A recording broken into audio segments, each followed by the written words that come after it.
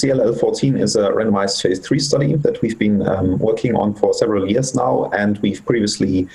published and shown the data on various meetings regarding the primary analysis and one of the first follow-up analysis.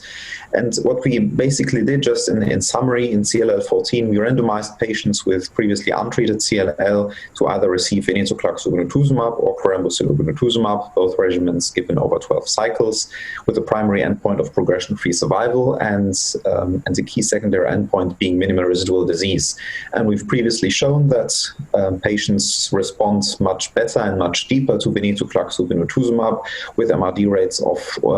approximately 74 to 76% in patients who have completed Venetoclax Obinutuzumab, compared to just 35% for patients who received Chlorambucil Obinutuzumab. So these kind of secondary endpoints were certainly met, and these also translated to a significant PFS benefit. So we saw that there was a significant PFS improvement at the last follow-up that we showed earlier this year. We reported a 3-year PFS rate of 82% for patients who were in the Venetoclax Obinutuzumab arm, and we had a median PFS of approximately 35 months with Chlorambucil Obinutuzumab. So we saw that these deeper remissions translated to a sustained PFS benefit, and importantly, all patients had been off treatment after those 12 cycles. So we initially, when we reported the first analysis, all patients were off treatment for at least 2 years, and still the vast majority of the patients remained without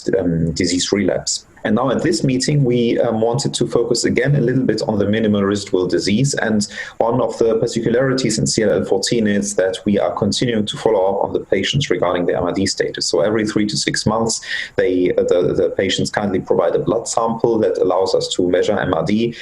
among other methods, also with highly sensitive NGS assays that allow us to detect minimal residual disease levels up to below 10 to the minus 6. And in this abstract that we're reporting at this meeting, we wanted to see whether we can summarize all of these measurements that we are continuing to do in one figure that allows us to define the growth kinetics for each individual patient. And for that, we devised a statistical or mathematical model that allowed us to calculate the clonal growth rate based on this NGS assay for every patient based on the longitudinal observations that we made.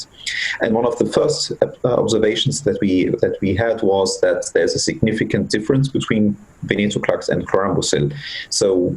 the mean growth rate was significantly lower after Venetoclax Obinutuzumab than with Chlorambucil Obinutuzumab, suggesting that there is some sort of clonal growth modulation after targeting the BCL2 pathway, and thereby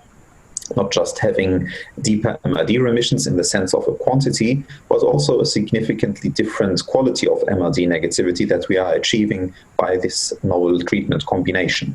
And we also observed, when we looked at the patients when they were still on treatment, differences in the MRD kinetics. And we tried to understand a little bit more on how the patients who were MRD positive after Venetoclax Obinutuzumab, how they actually developed while they were on treatment, and what their likely outcome is after end of treatment. And what we first of all observed was that at the half-time of the treatment, so after 6 cycles of treatment, approximately half of the patients who had detectable MRD had higher levels of MRD while they were on treatment. So they actually had dropping MRD values, but still did not reach MRD negativity at the end of treatment, meaning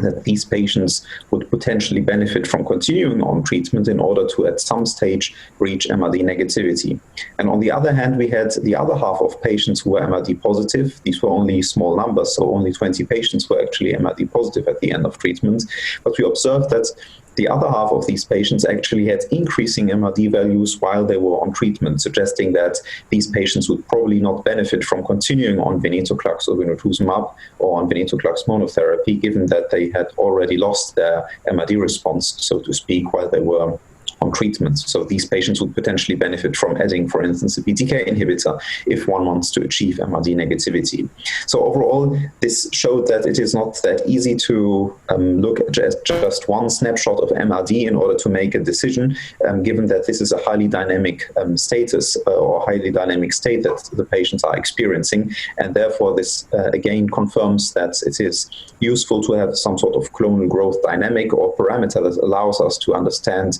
what what the growth kinetics individually is, rather than just looking at one snapshot of MRD. And finally, we were able to summarize all of these observations to the longer follow-up analysis. And at this meeting, for the first time, we are reporting now the 4-year PFS